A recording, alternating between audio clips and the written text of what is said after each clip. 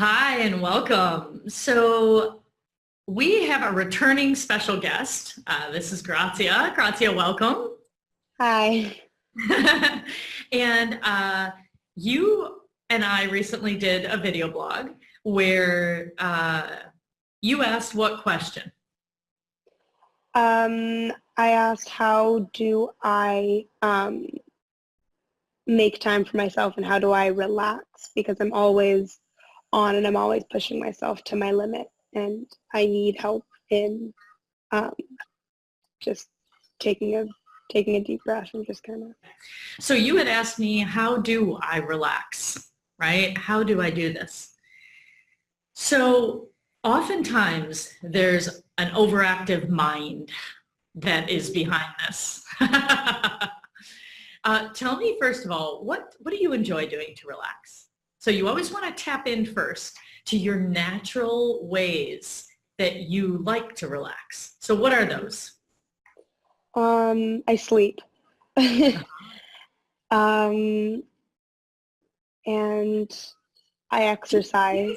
Wait a minute. Do you sleep or do you crash on your bed? I crash on my bed. Not even on my bed. I crash on the couch. Like I don't. Yeah.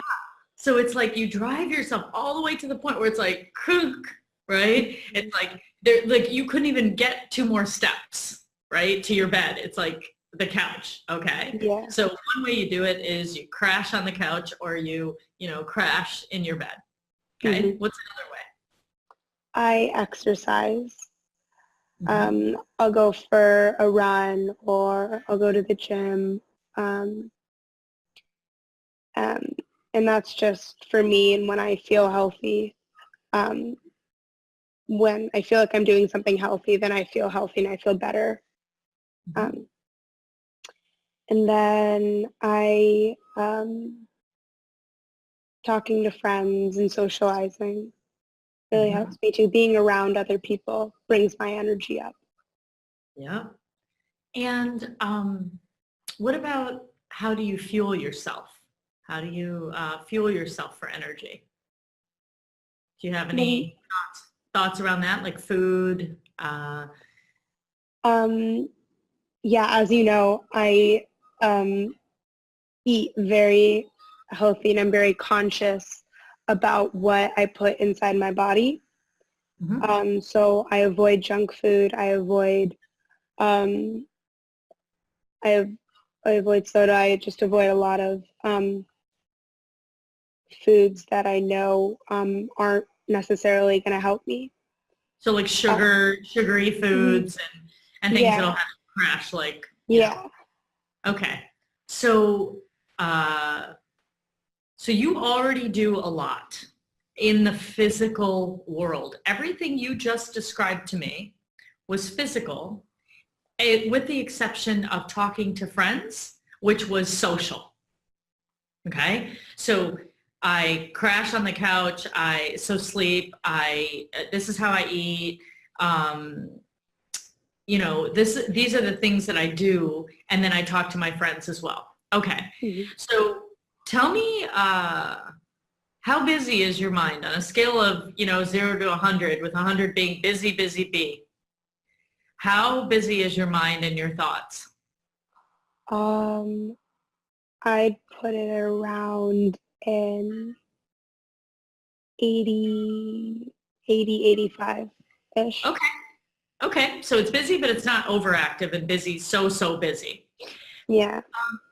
All right, so one thing I want you to know is sleep is kind of amazing. So the body is so wise that when you're sleeping, not only do you heal yourself, strengthen your immune system, like it's like the body's downtime to go and do repair, right? It's like cleanup time.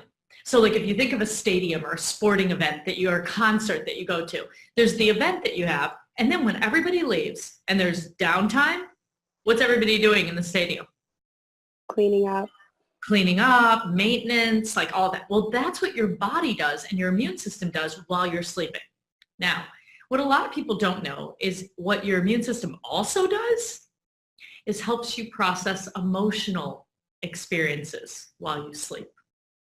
And in fact, it can prioritize that over your physical health and healing.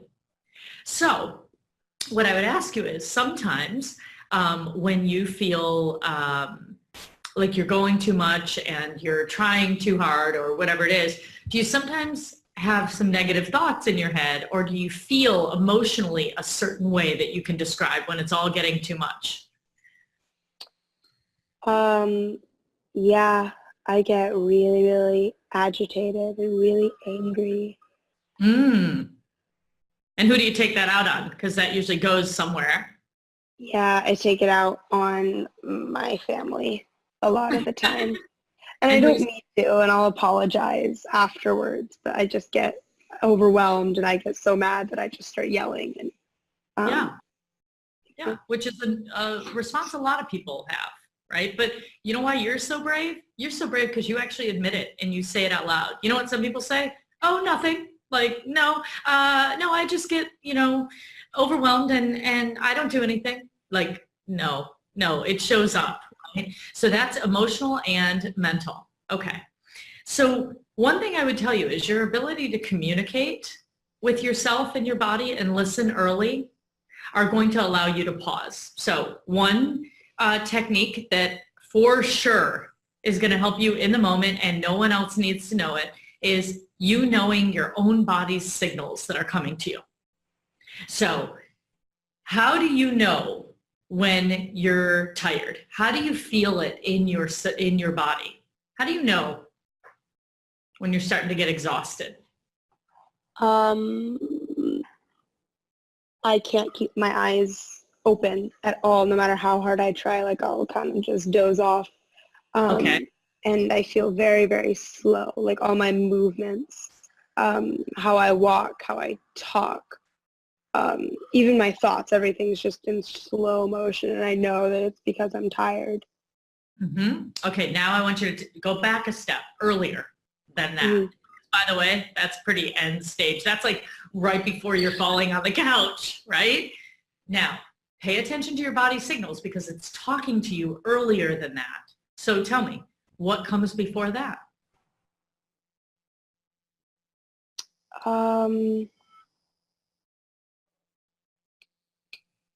My eye kind of twitches, which is weird. It's weird, but Which eye? my right eye. Okay. It kind of twitches. And it's not weird. Go ahead. Tell me. You can't see it. Like if you're looking at me, you can't see that my eye is twitching, but I can kind of feel it. Okay. It feels like my eye is twitching, I guess. Yeah. And so you start to know you're running yourself down and your eye is doing this thing. But your vision, nothing else is changing, right? No. Okay, good. That's the doctor in me wanting to make sure that everything's good here. Yeah. So your eye is twitching. Okay, now I want you to go a little bit before that. Before your eye starts twitching, what's happening? For that, I don't know. Really important. I don't know.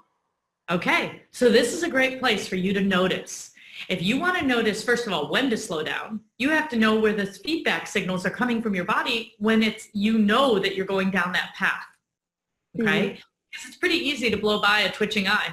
You can just be like, oh yeah, eye twitching, gotta keep going, right? Here's the other thing.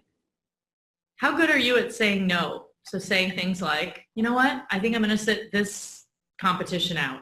I'm going to sit this experience. No, it's like. Not even a little bit. I'm so stubborn. So stubborn. All right. You know, it's really funny that you say that. There's an author, Louise Hay, who, wrote about how the body maps out to different parts of our emotional selves. And I want to read you what knee problems are. You ready? Yeah.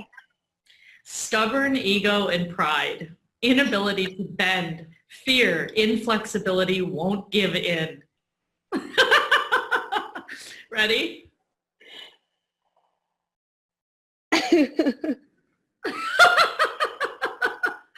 Now, new thought pattern, because you can change this.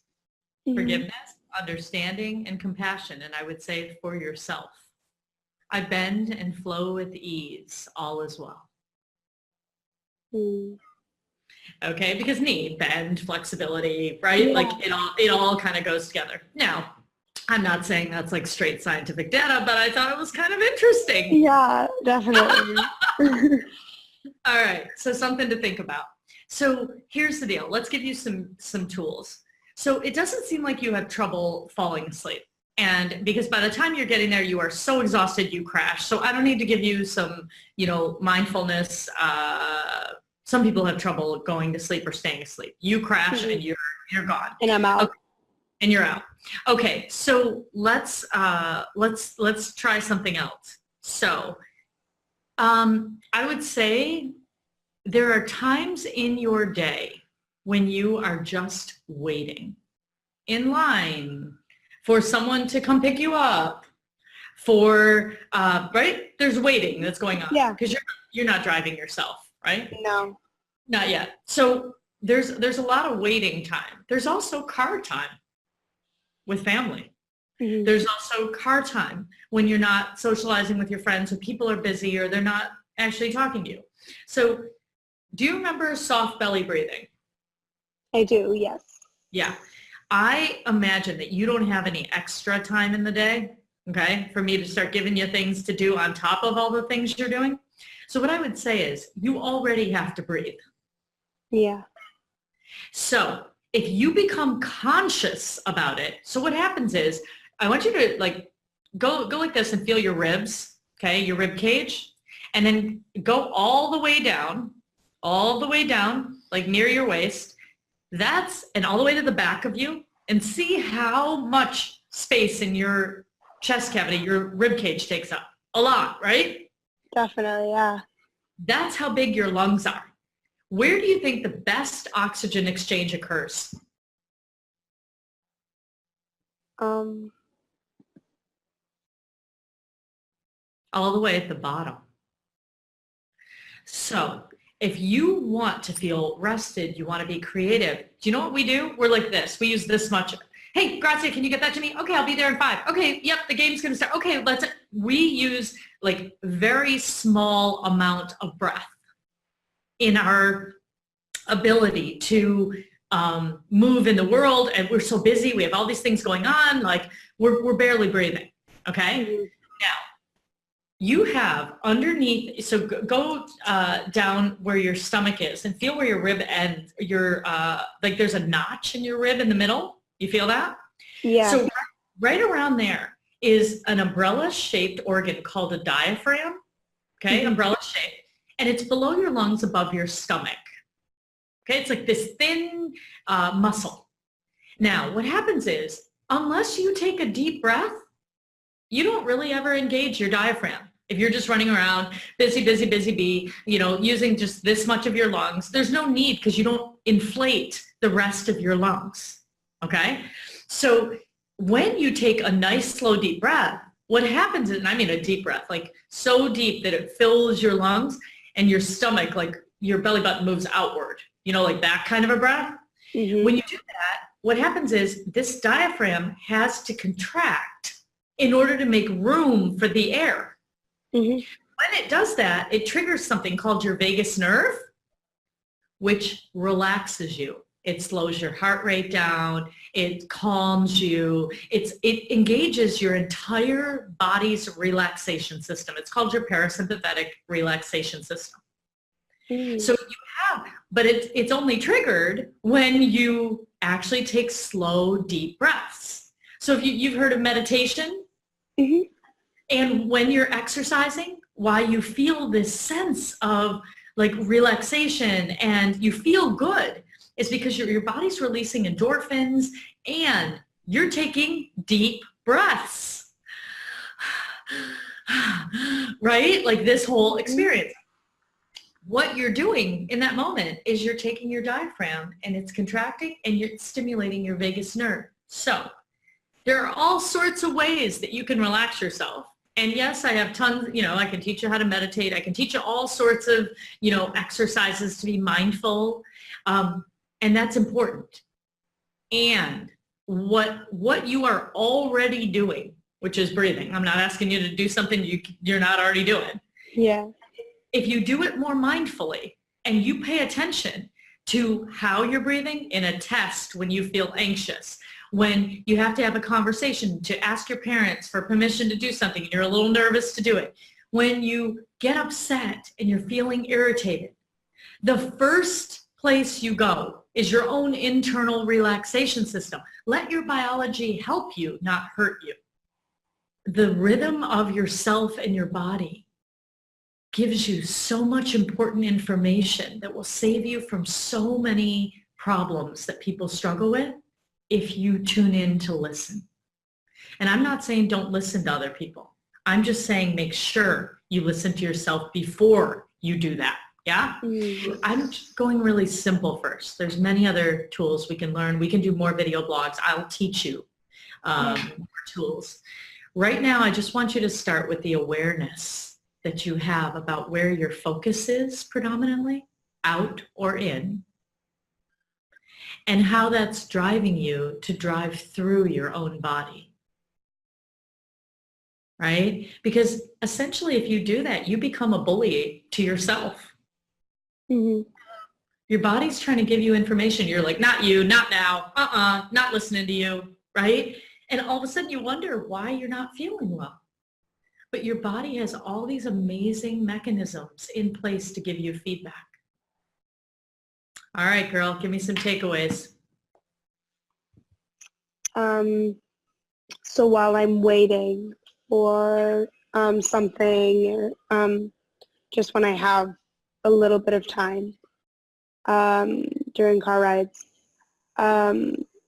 just breathing and make sure that my belly button comes out, and then when I exhale, make sure my belly button comes in, and do that a couple of times. Anytime you want to feel good. Anytime you like, right now I'd like to feel better. Okay, great. I got something I'm already doing that I could just put my awareness to, right?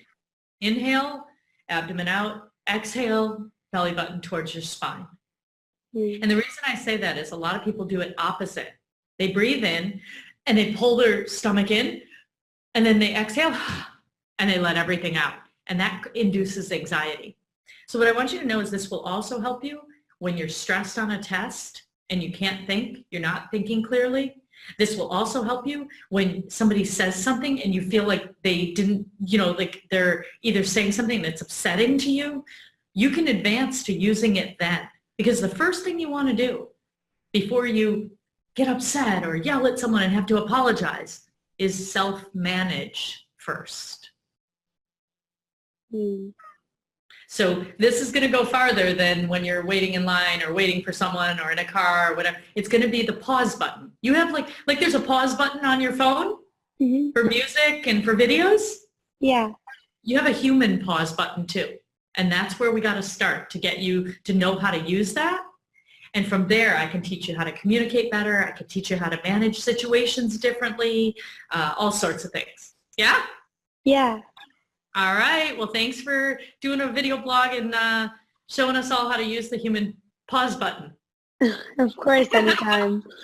Awesome. Thanks, Grazia. Take care. Bye.